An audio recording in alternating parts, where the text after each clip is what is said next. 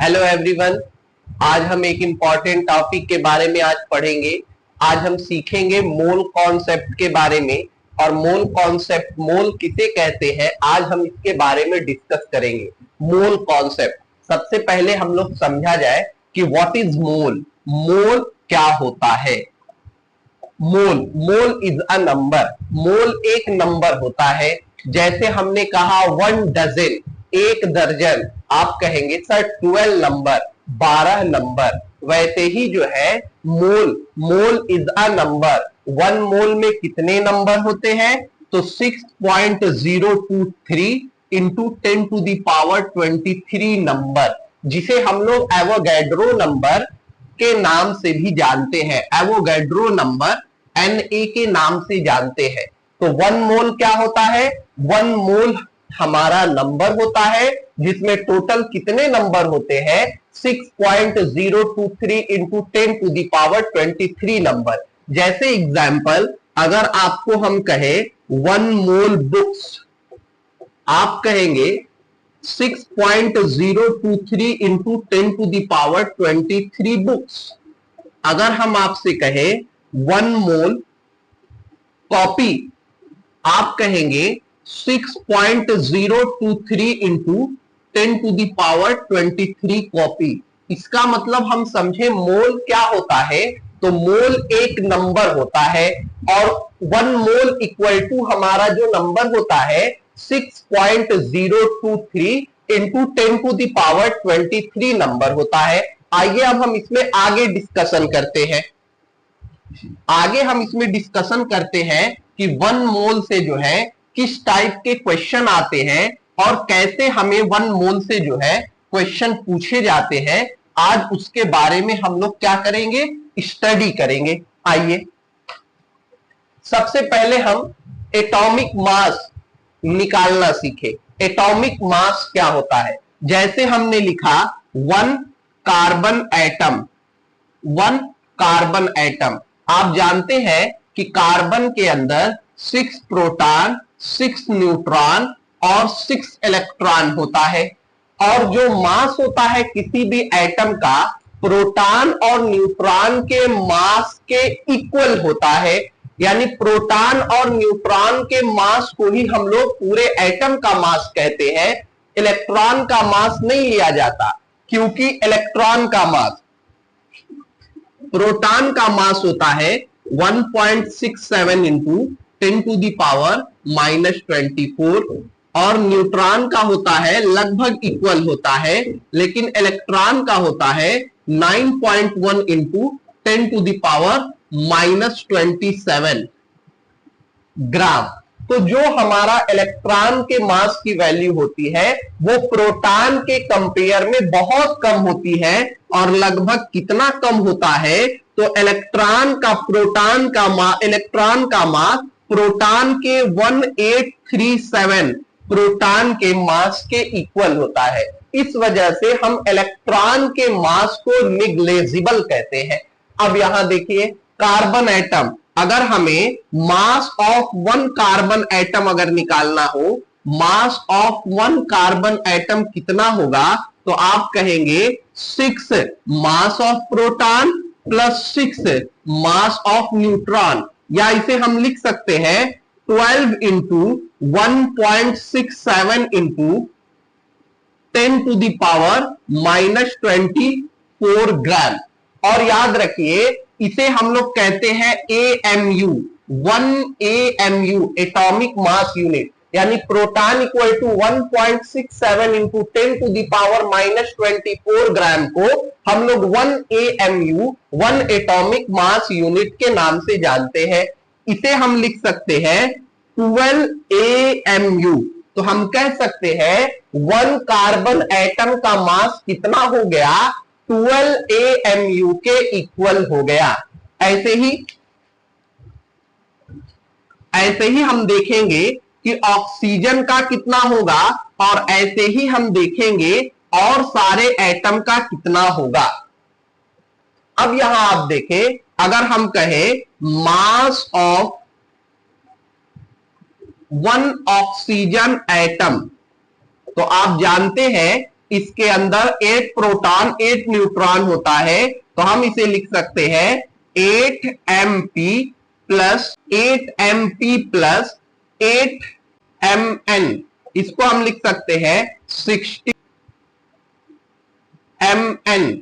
इसको हम लिख सकते हैं 16 into 1.67 into 10 to the power 24, या इसे हम लिख सकते हैं 16 AMU।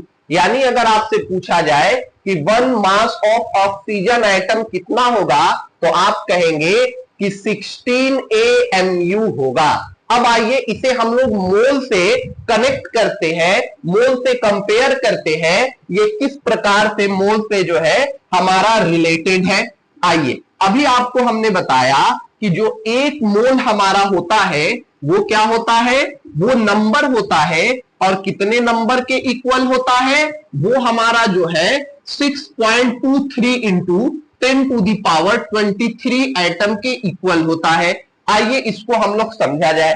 जैसे अगर हम कहें 6.023 into 10 to the power 23 carbon atom equal to, इसे हम कह सकते हैं 1 मोल ऑफ कार्बन एटम।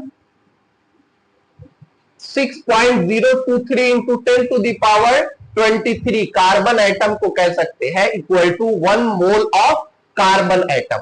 अब चलिए, अब हम इसका मास निकालें कि मास ऑफ इतने का क्या होगा, तो मास निकल जाएगा 1 मोल, यानी हम जानते हैं कि कार्बन एटम का होता है 12 AMU, 12 into 1.67 into 10 to the power -24, और इंटू इतने वैल्यू का निकालना है 6.023 इंटू 10 टू दी पावर 23। जब आप इसमें मल्टीप्लाई करेंगे, इससे इससे, ये 24 है 23 है, इससे और इससे जब आप मल्टीप्लाई करेंगे तो सारी वैल्यू कट जाएगी और हमारा जो वैल्यू आ जाएगा 12 आ जाएगा, और 12 ये जो वैल्यू आएगा वो ग्राम में आ जाएगा।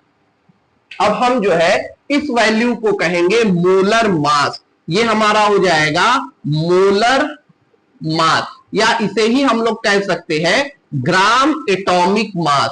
तो अब आप समझ में आ गया AMU एटॉमिक मास यूनिट क्या होता है और मोलर मास यूनिट क्या होता है।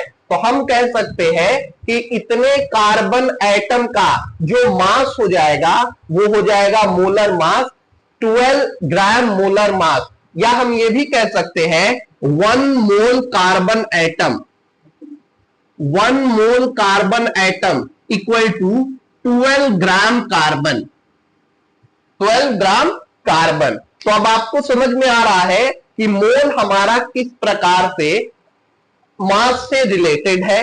अब जैसे अगर आपसे हम कहें 1 मोल ऑक्सीजन एटम, आप कहेंगे 16 ग्राम ऑक्सीजन। अगर हम आपसे कहें 1 mole of nitrogen atom, 40 gram of nitrogen, because carbon का मोलर मास 12 होता है, ऑक्सीजन का मोलर मास 16 होता है, और नाइट्रोजन का मोलर मास 14 होता है। इस तरह से हम समझ गए कि 1 मोल और हमारा मोलर मास में क्या रिलेशन होता है। जैसे आपको इसका रिलेशन एक फॉर्मूला यहां से बन जाता है कि 1 मोल इक्वल टू क्या होता है, 1 मोल हमारा जो हो जाता है वो आपको हो जाएगा 1 मोल इक्वल टू, एक फॉर्मूला यहां से बनेगा कि 1 मोल इक्वल टू गिवन मास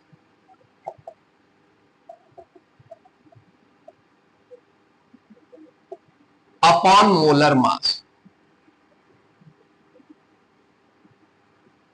यहां से आपको फॉर्मूला निकल गया 1 mole equal to given mass upon molar mass. अब जैसे क्वेश्चन आपको find the number of mole, आपको क्वेश्चन जैसे दे दिया कि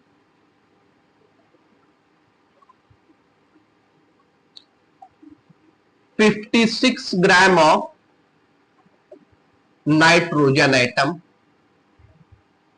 अब यहां से कह रहा है कि 56 ग्राम ऑफ नाइट्रोजन एटम में कितने मोल होंगे। अभी फॉर्मूला आपने पढ़ा, गिवन मास अपॉन मोलर मास। आपको नाइट्रोजन एटम का मोलर मास क्वेश्चन में दिया होगा 14, तो हमारा मोल इक्वल टू फॉर्मूला निकल जाएगा गिवन मास। गिवन मास हमारा दिया हुआ है 56 और मोलर मास हमारा हो जाएगा 14। 14 से इसमें डिवाइड करेंगे तो हमारा आ जाएगा 4 मोल। इसी तरह एक और क्वेश्चन लेते हैं। सेकेंड क्वेश्चन अगर आपको कहा जाए कि 32 gram of sulphur atom. Sulphur का आपको क्वेश्चन में दिया होगा, सल्फर का जो हमारा एटॉमिक मास मोलर मास होता है 32 होता है। तो इस तरीके से आपसे हो जाएगा 32 गिवन मास मोलर मास 32, तो आंसर हो जाएगा 1 मोल। इस तरीके से आप समझ गए होंगे, आप मोल कॉन्सेप्ट के बारे में आप समझ गए होंगे। मुझे उम्मीद है कि आपको अब मोल कॉन्सेप्ट में कोई भी प्रॉब्लम नहीं होगी। अगर कोई भी प्रॉब्लम होती है तो आप कमेंट करके बता सकते हैं, जिसे नेक्स्ट वीडियो में जो है उस प्रॉब्लम को दूर कर दिया जाएगा। अगर आपको वीडियो अच्छी लगी हो, आप लाइक कीजिए, सब्सक्राइब कीजिए और ज्यादा से ज्यादा शेयर कीजिए। तो थैंक यू एवरीवन।